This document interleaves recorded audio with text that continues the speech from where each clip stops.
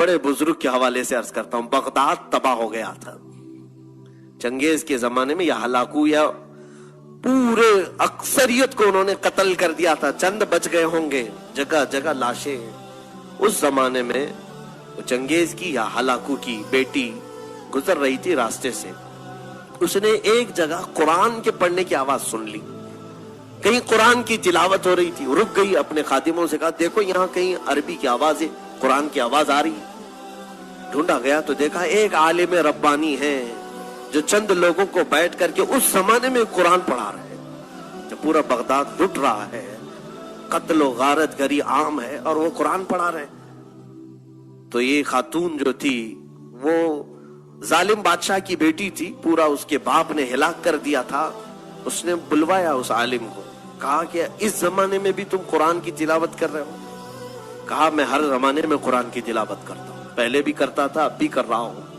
अच्छा, मैंने तुम्हारे मुतालिक एक बात सुनी है मुसलमानों की, तुम्हारा अकीदा यही है ना कि अल्लाह जो चाहता है वही होता है, अल्लाह जो चाहता है वही होता है। तो उन्होंने कहा बिल्कुल मेरा ईमान है ये, उसके चाहे बगैर कुछ होता भी नहीं है। और तुम्हारा अकीदा यही है कि अल्लाह जिसे चाहता है उसे पावर देता है। उन्होंने कहा बिल्कुल मेरा अकीदा यही है। कहा तो फिर हमारे ऊपर यकीन क्यों नहीं कर लेते कि अल्लाह जो चाहता है वही होता है? तो हमको चाहा है अल्लाह, इसलिए आज हम हुकूमत में हैं। ये आज के चंगेज भी यही कह रहे हैं कि भगवान अगर ना चाहता तो हम लोग नहीं आते थे। कभी कभार क्यों चाहता है ये भी सुन लो।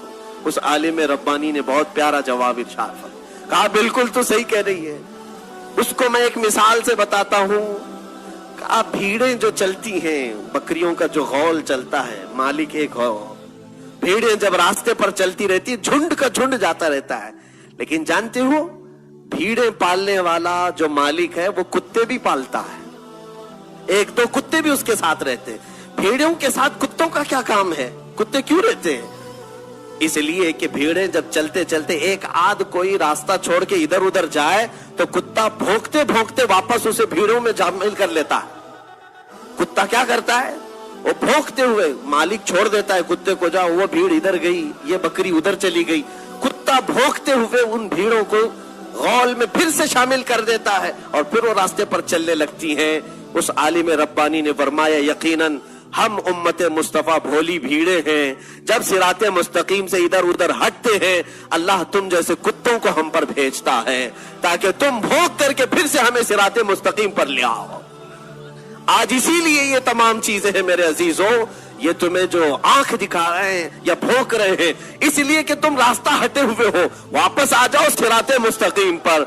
अल्लाह के हबीब का रास्ता छोड़कर कोई इज्जत हमारी नहीं है। उनके जो हम गुलाम थे, खल्क के पेशवा रहे, उनसे फिरे जहां फिरा फिर आई कमी वकार में। उस मौला ने जब ये वादा किया है तुम्हारे लिए, जिसको इकबाल ने यूं कहा कि मोहम्मद से वफा तूने तो हम तेरे हैं, ये जहां चीज है क्या लौहो कलम तेरे।